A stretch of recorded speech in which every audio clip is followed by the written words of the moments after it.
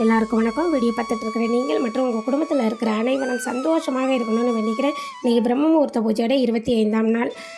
வழக்கம் போல் காலையில் 3:15 மணிக்கு எழுந்திரிச்சு குளிச்சுட்டு கோலம் போட்டுட்டு நேராக சாமி ரூமுக்கு வந்துட்டேன். சாமி படம் எல்லாத்துக்கும் பூவெல்லாம் எடுத்து வச்சு அலங்காரம் பண்ணேன்.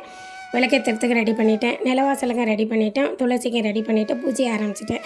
பூஜையை ஆரம்பித்து முடித்து ஒவ்வொரு நாளும் கந்தசஷ்டி கவசம் படிப்பேங்க. இன்றைக்கி வெள்ளிக்கிழமை, மகாலட்சுமிக்கு உகந்த நாள். அதனால் மகாலட்சுமிக்கு சிறப்பாக அலங்காரம் பண்ணலான்ட்டு ரெடி பண்ணியிருக்கேன். நான் போன வாரமும் இதே மாதிரி தாங்க பண்ணினேன். அதாவது மகாலட்சுமி பூஜை பண்ணதுக்கப்புறம் குடும்பம் கொஞ்சம் ஓரளவுக்கு மன அமைதியாக ஒரு குறிப்பிட்ட சந்தோஷமாக இப்படி போன மாதிரி தெரிஞ்சிச்சு. அதனால தான் சரி நம்ம இந்த வாரமும் செய்யலாம், தொடர்ந்து பல வாரங்கள் செய்யலாமே அப்படின்ற ஒரு ஆசையில் நான் இந்த வாரமும் செய்கிறாங்க. வீட்டில் கிடைக்கிற எல்லாமே எளிமையான பொருள்கள் தான். அதனால் நீங்களும் இந்த மாதிரி ட்ரை பண்ணி பாருங்கள்.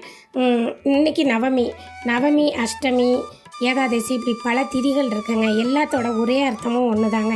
என்னென்னா, மூதாதையர்களுக்கு யாரெல்லாம் திதி கொடுக்குறாங்களோ அந்த குடும்பம்லாம் கஷ்டப்படாமல் நல்லா இருக்காங்க. அதாவது பிரச்சனைகள் வராத குடும்பம் இல்லை, பெரிய அளவு வந்தாலும் அது பனி போல் மறைஞ்சி போயிடும். ஒவ்வொரு மாதமும் அமாவாசை வருது, வீட்டில் சமைக்கிறோம். அதை ஒரு தட்டில் எடுத்து வச்சு சாமிகிட்ட சூடம் காமிச்சு அவங்கள நினச்சி சூடம் கட்டினாலே போதுங்க, அவ்வளோதான். அதாவது ஒவ்வொரு மாதமும் வருவாங்களாம், அவங்களுக்கு ஒன்றுமே செய்யலை அப்படின்னா பசியோடு திரும்பி போயிடுவாங்களாம். அந்த அதிர்வுகள் தான் நம்மளை கஷ்டப்பட வைக்கிது. நம்மளும் கொஞ்சம் ட்ரை பண்ணி இதை கும்பிட்றதுக்கு ரெடி பண்ணலாம். அப்புறம் துளசி இப்போ நான் தொட்டியில் வச்சுருக்கேன். அவங்கவுங்க வசதிக்கு தகுந்த மாதிரி துளசி வளர்க்குறது குடும்பத்துக்கு ரொம்ப நல்லதுங்க. ஒரு விளக்கேற்றி சூடம் காமிக்கலாம் வெள்ளிக்கிழமையில். குடும்பம் ரொம்ப நல்லாயிருக்கும். கண்டிஷ்டி இந்த மாதிரி இருந்ததுனாலும் அதில் அடிபட்டு போயிடும். அதை விட சயின்டிஃபிக் ரீதியாக துளசி ஒரு நாளைக்கு 20 மணி நேரம் ஆக்சிஜனை வெளியிடுது. அதுக்கப்புறம் பாக்டீரியாக்கள் எல்லாத்தையும் கொள்ளுது. இப்படி சயின்டிஃபிக் ரீதியாகவும் ரொம்ப ரொம்ப நல்ல விஷயந்தான்.